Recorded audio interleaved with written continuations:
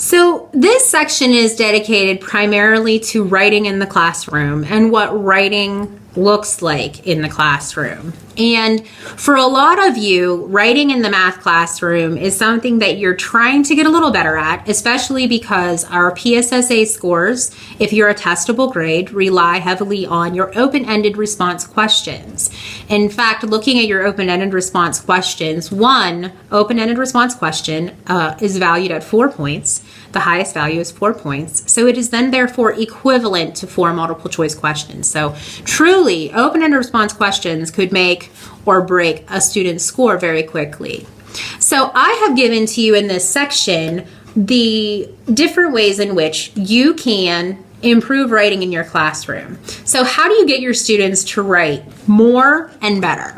One of the first things that you should be looking at as your students are writing in math class is what are they doing as they're writing?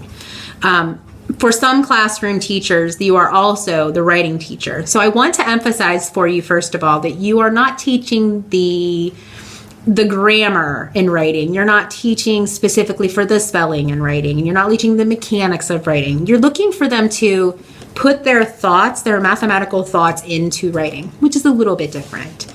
Additionally, most of you are using a textbook series that has questions built into it designed for writing. Some of you have hot questions, higher order thinking questions, or think math questions. That's a common one. Problem solving questions, questions of the day, or problems of the day, where this writing is kind of built into the curriculum. It's how you use them that will impact your writing and your writing scores and how students respond to them. The first thing I wanted to impress upon you is the fact that when students are looking at a question that requires them to write, there are some very interesting statistics. 50% of errors come from students misreading a question, simply misreading it. 50%. So half of the errors that students make come from misreading a question. 25% of student errors come from calculation mistakes. So general calculation mistakes. I made a mistake, I added 5 and 2 and got 8. That is 25% of the errors that students make on math problems. The other 25% of errors are the genuine errors of, I have no idea how to do this, I haven't learned this, I didn't pay attention this day in class. That's only 25% of the errors that exist within a student's mistakes. So keep that in mind. I think that's pretty powerful. 50% are made from reading, 25% are from calculation, and 25% are genuine student errors from not knowing how to do the problem. So the first thing that I tell teachers when we're looking at writing is we need to go back to reading and interpreting text. And that sounds pretty common for those of you that teach reading as well as writing, is you're just going to look at reading the question the same way you look at reading a question in any other content area. You're going to read a question and you're going to decode the text and you're going to figure out what the question's asking. Do students know how to answer the question?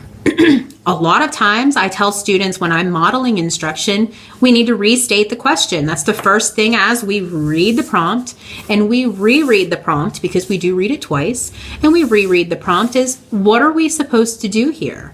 And I start before we even do any math by restating the question on the lines provided or in the space provided. And that allows them to focus their thinking. What do I need to do by the end of this problem? Before I'm finished, I need to... And they start to then think along that path. Before they look mathematically, what is my end goal? What do I need to do? So in this particular model that I'm sharing with you, this is also the model that I shared with the Summer Academy that I taught for several years, was these types of questions. And there are 4 types.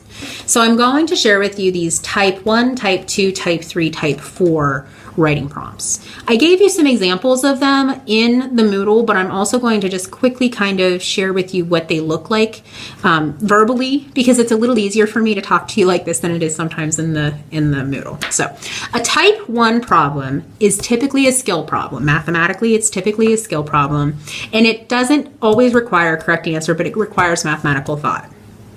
So for example, if you are a 6th grade teacher, this may be a ratio problem where you're looking at two fractions and you're determining if there's an equivalent ratio.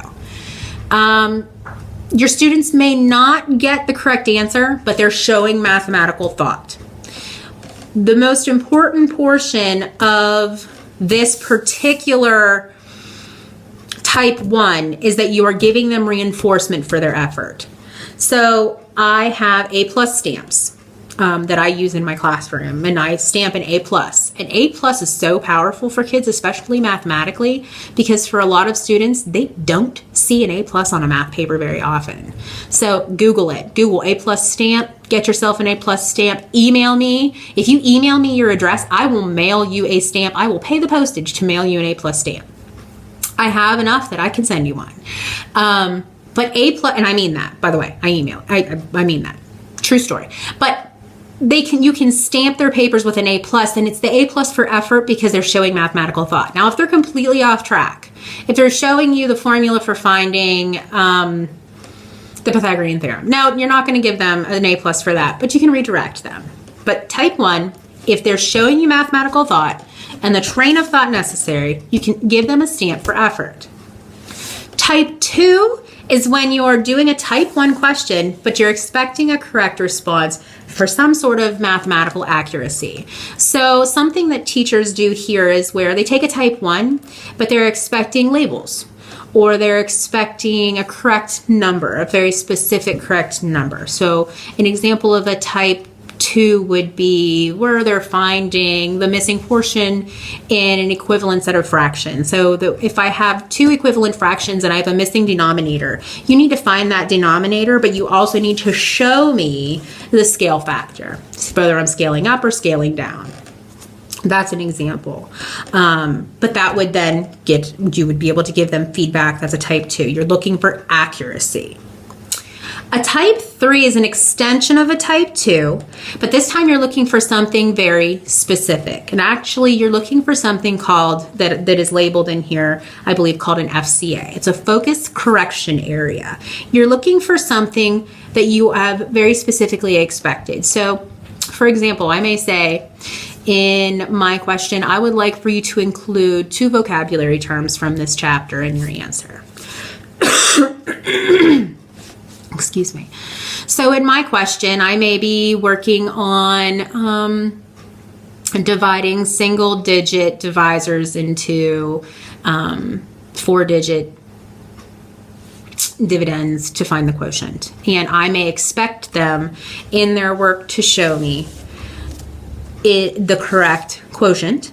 I may expect them to show me the explanation of what a remainder is, but I may expect them to use some specific vocabulary. Show 2 vocabulary words in your explanation of how you found your answer. So what I'm looking for specifically is, did they use their vocabulary?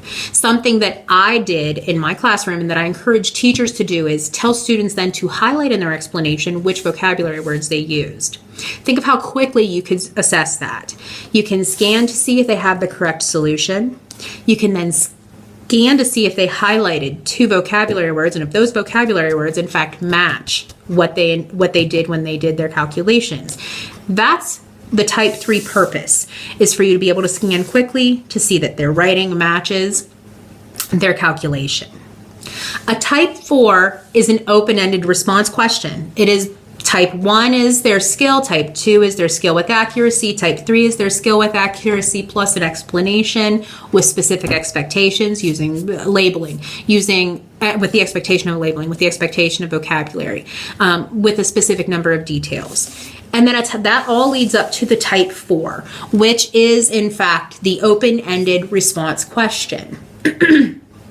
So I'm looking at what I posted in the Moodle for you, and it gives you an example of a rubric that I wrote for a class that I was working with, a teacher I was working with, and that is something that I provide for students to get them started, because initially when they're looking at an open-ended response question, something that I think about is, do they even know how to answer this question? Do they know what all they need to do to answer this question? And since 50% of their errors come from reading, most of you tell me they didn't even do everything the question asked. They did the first thing the the question asked them to do. They just looked at the rest of this. They read the first part, then they turned it in, they signed it, so they were done. So I provided a checklist to begin this type 4 process so that they could see, oh wow, there's a lot of stuff that I really needed to do.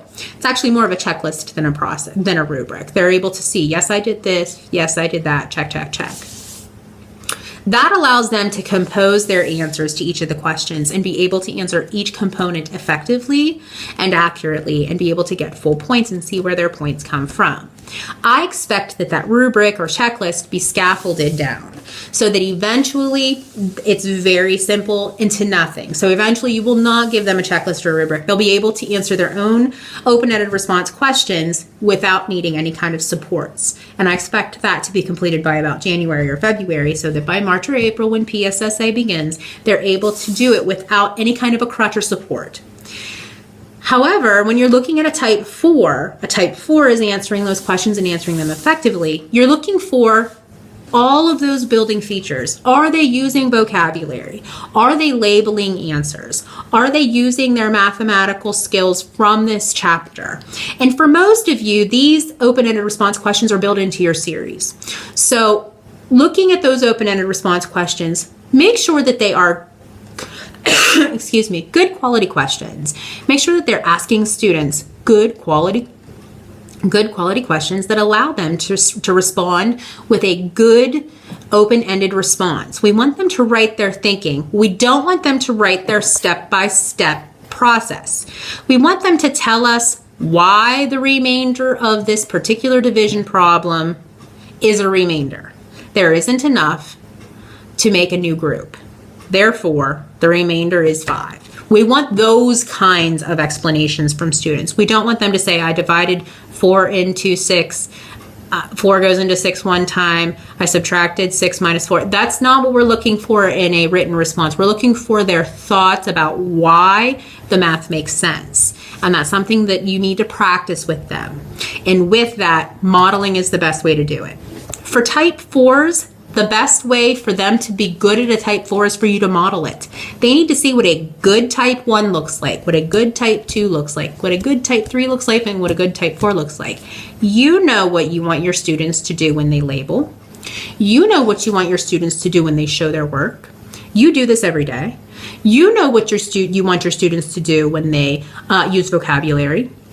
And you know what a good open-ended response student answer should look like. If you don't have one in mind, I've given you some samples of each, a type 1, type 2, type 3, and type 4 that I'd like you to look at. You can use those as examples to kind of guide you as you're writing or finding some of your own. You don't need to reinvent the wheel and write all of them. Some of them you will find, actually most of them you'll find in your textbooks. You just need to keep your eyes out for them. But those are built in kind of for you. What I'd like for you to do is think about how those will impact you as you're writing in your lesson planning. How will you build them in? A lot of the teachers that I have worked with that have found it most effective to build this writing time in, do it in a journal.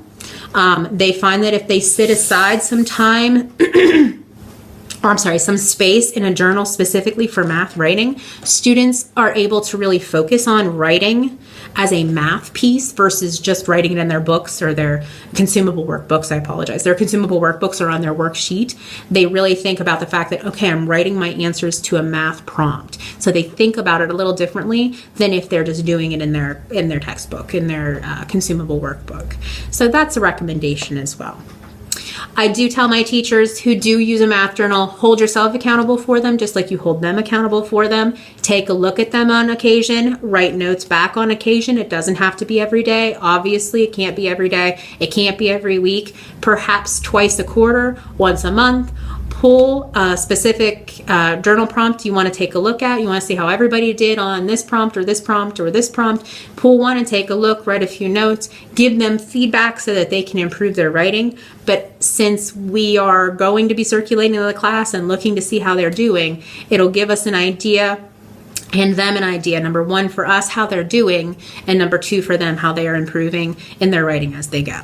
Okay. If you have any questions about these types of writing from the Penn Literacy Network, by the way, from the University of Pennsylvania, these were adopted specifically for mathematics, and I've given you a summary of each of the pieces that were shared with me. Please feel free to drop me an email, text me. I'll be happy to kind of talk you through some of these if you have any questions. Thanks a bunch.